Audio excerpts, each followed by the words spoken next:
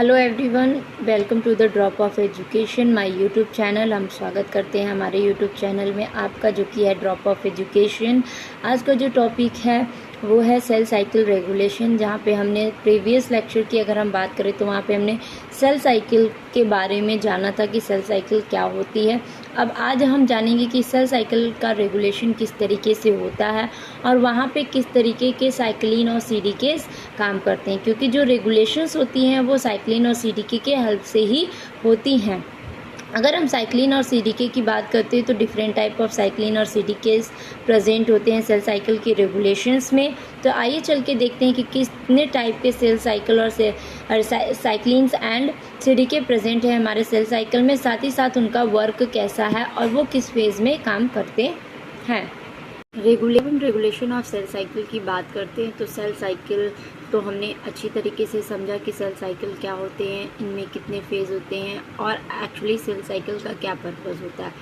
तो बस यहाँ भी सेल साइकिल के रेगुलेशंस के बारे में पढ़ते हैं। यहाँ हम जानते हैं जो नॉर्मल सेल होती है और वो डिवाइड होती है सेल साइकिल के हेल्प से, तो वो क्या रेगुलेट कर पा रही है या नहीं, वो सेल डिवाइड हो पा रही है कि नहीं, खासकर वो अपने अनफेवरेबल कंडीशन में डिविजन्स को शो कर रही है या नहीं।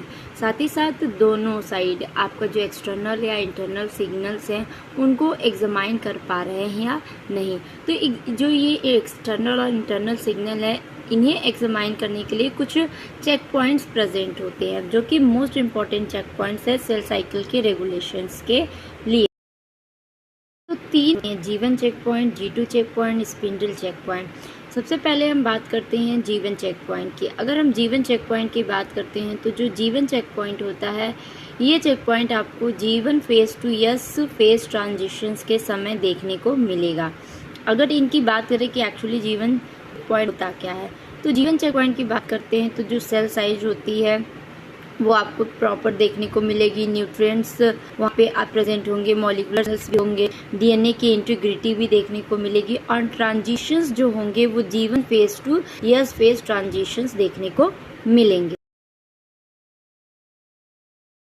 अगर दूसरे चेक पॉइंट की बात करते हैं जिसे G2 चेक पॉइंट का नाम दिया जाता है, तो ये G2 चेक पॉइंट जो होता है ये आपका प्रेजेंट होता है G2 फेज टू यम फेज ट्रांजिशन के दौरान।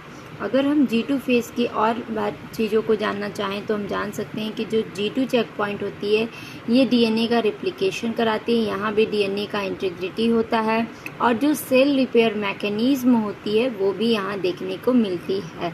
साथ ही साथ यहाँ पे एपोप्टोसिस जैसे प्रोसेस भी देखने को मिलते हैं जो कि सेल रिपेयर मैकेनिज्म में हेल्प करते हैं। एपोप्टोसिस जैसे जो प्रोसेस होते हैं, जो आपके कह सकते हैं टॉक्सिक्स या फिर डेड सेल्स होते हैं, उनको डिस्ट्रॉय करने में या फिर उनको इनगल्फ करने में, या कह सकते हैं कि उस सेल्स को रेगुलेट ना होने दें, इनका काम होता है एपोप्टोसिस का।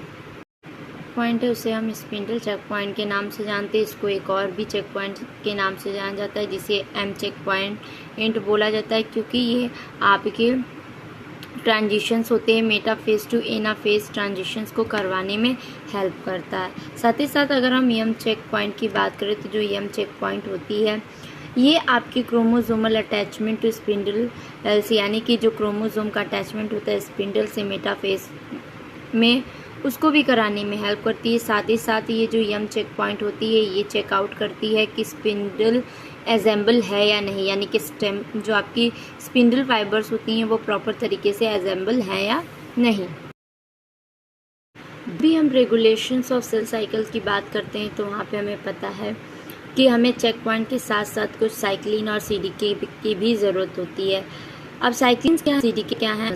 साइक्लिन जो है वो रेगुलेशंस कराती है सेल्स का, और ये साइक्लिन आपके कई तरीके के काइनेज का भी फॉर्मेशन करती है, जिसे हम साइक्लिन डिपेंडेंट काइनेज के नाम से भी जानते हैं। तो आइए चल के देखते हैं कि इनके मेजर क्लासेस क्या हैं। सबसे पहले हम सेल साइकिल के फेज़ की बात करेंगे, जहाँ पे आप सभी को पता है कि G1 फेज़ होता है, यस फेज़ होता है, G2 फेज़ होता है, यम फेज़ होता है। अब अगर हम साइक्लिन की बात करते हैं तो साइक्लिन में आपके 5 साइक्लिन्स देखने को मिलती है, D, E, A, B, B। अगर डी ई की बात करें तो ये जीवन फेज़ में देखने को साइक्लिन मिलती है। ए की बात करें तो ये यस में मिलता है। बी की बात करें तो G2 में।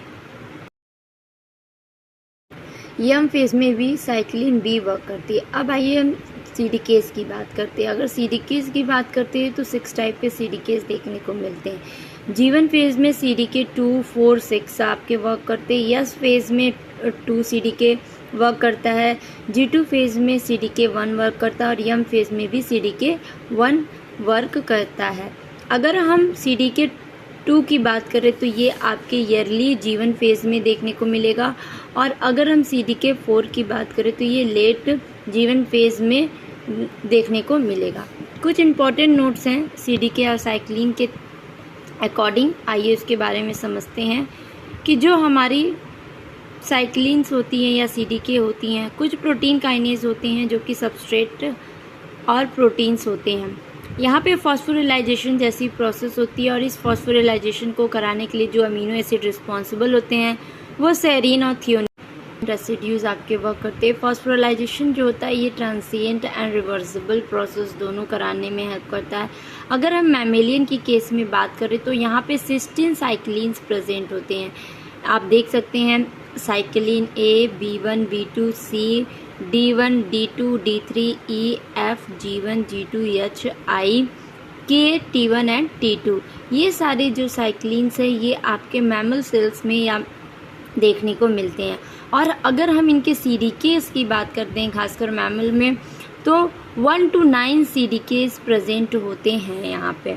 अगर हम CDK 1 की बात करें तो अभी भी अननोन है आपके ASCD2 इन फ्यूजन ईस्ट, यानी कि फ्यूजन ईस्ट में अभी भी ये आपके नोन हैं।